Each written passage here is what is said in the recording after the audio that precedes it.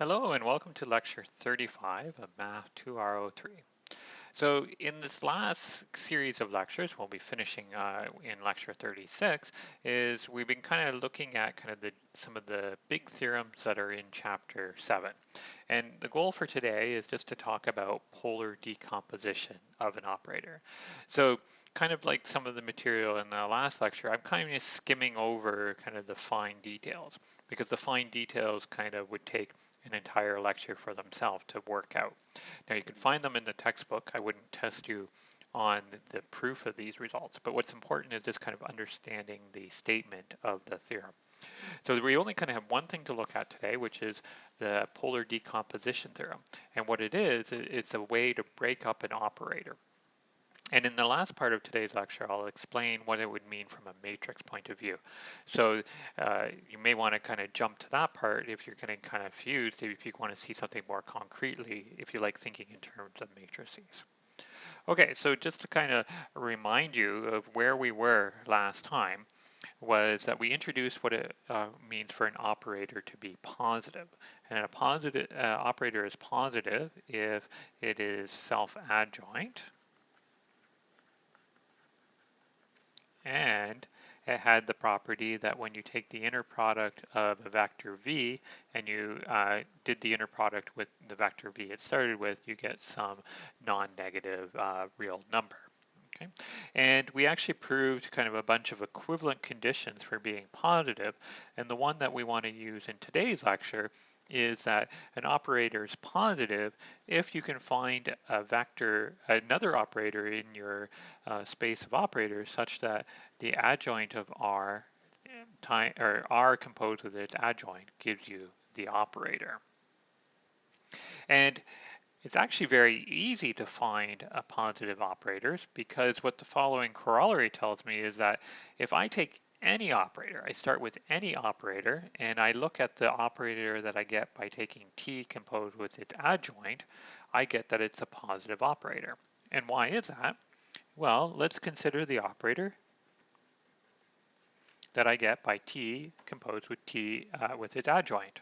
Okay, well, S now has the property that there exists an element in the space of operators such that S is that operator composed with its adjoint. So this kind of automatically satisfies this condition, so that tells me that S is positive. So S is positive by the fact.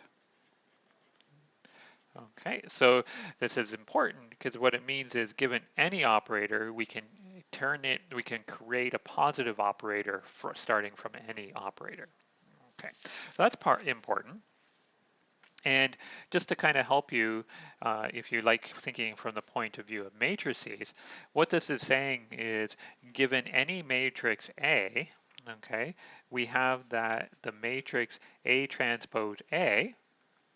Okay, so that would correspond to what this would mean in terms of matrices, right? A and its transpose, and I should say that we're working over the reals for this to be true. This is symmetric, and ATA has non-negative eigenvalues. Right? Because what this corollary is saying is like take any matrix, cook up the matrix you get from this operator, it's a positive operator, but what that means is that it has to be self-adjoint, so it has to be symmetric, and it has to have positive eigenvalues. That was one of the equivalent conditions.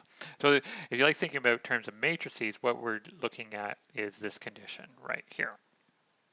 The other thing that we mentioned was that if you have a positive operator, then there exists a unique positive operator R such that R squared is equal to T.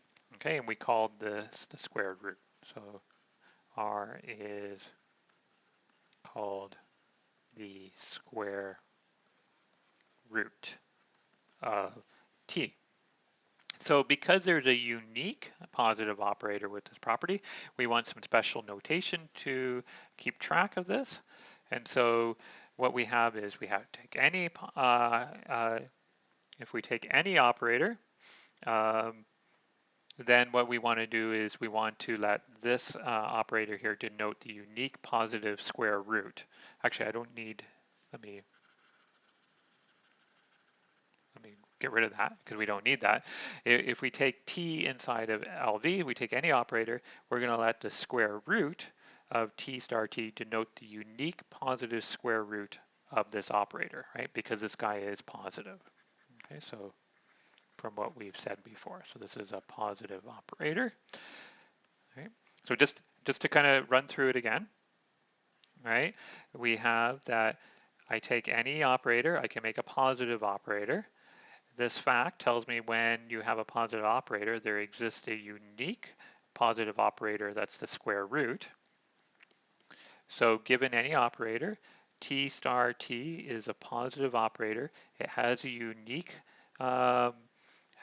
square root, and we're using this symbol here to denote the unique square root, unique positive square root of this operator. And finally, what we have is that for any t that's an operator, we know that this guy exists. Right? And that's just simply just kind of following the logic that I just said right here, is that this is a positive operator. Positive operators have unique square roots. So we know that such a thing exists. Okay, so I've been jumping around here. And now let's come to kind of the big theorem that we want to talk about in today's lecture, which says that for any operator, take any operator, then there exists an isometry operator such that t can be written as, and I'll write it like this, S the composition of the unique positive operator, the unique square root of the positive operator t star t composed with this isometry. So we have a way of breaking our operator up into something that is particularly nice, right? So we have over here, we have an isometry. Oh, and over here we have a positive operator. Okay, so it's a way of breaking up our operator. And I'll explain at the in part 4 of today's lecture what this would mean from a matrix point of view. But as you can imagine, both of these things on the right-hand side would correspond to a matrix decomposition, because this would correspond to a matrix, and this would be a way of writing the matrix as a product of two matrices of a special type. But we'll get to that part at the last part of today's lecture. Okay, so we'll pause there, and I want to kind of, before talking about the idea of the proof, I want to kind of talk about an analogy with the complex numbers.